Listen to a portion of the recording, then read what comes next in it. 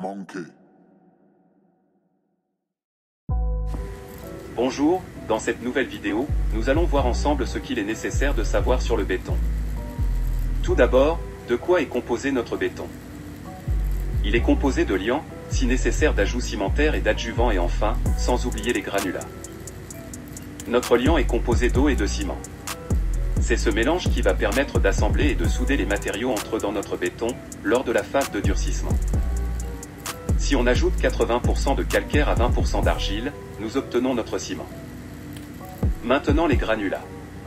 Celui-ci est constitué d'un ensemble de grains minéraux, qui selon sa dimension se situe dans l'une des 6 familles suivantes. Filaire, sablon, sable, grave, gravillon ou ballast. Il existe différents types de granulats, ainsi nous avons les granulats naturels, les granulats artificiels et enfin les granulats recyclés. Les granulats sont choisis en fonction de leur forme, leur granularité, leur résistance face au gel et bien d'autres paramètres pour que la structure soit solide. Un adjuvant est par définition un produit dont l'incorporation au béton lors du malaxage ou avant la mise en œuvre provoque les modifications des propriétés du mélange, à l'état frais ou durci. Par exemple, nous avons le fluidifiant qui est un superplastifiant qui améliore la mise en place du béton tout en augmentant ses résistances mécaniques. De plus, nous avons besoin de moins d'eau.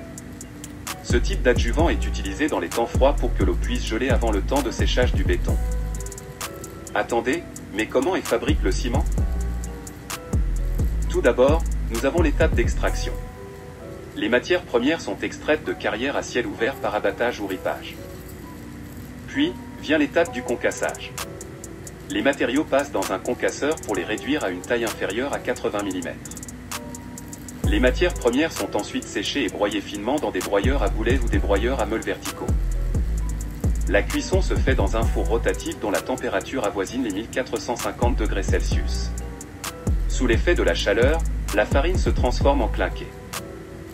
Enfin, nous allons passer du clinqué au ciment.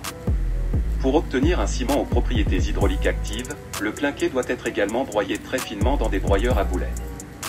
C'est pendant le broyage que l'on ajoute le gypse, indispensable à la régulation de la prise du ciment.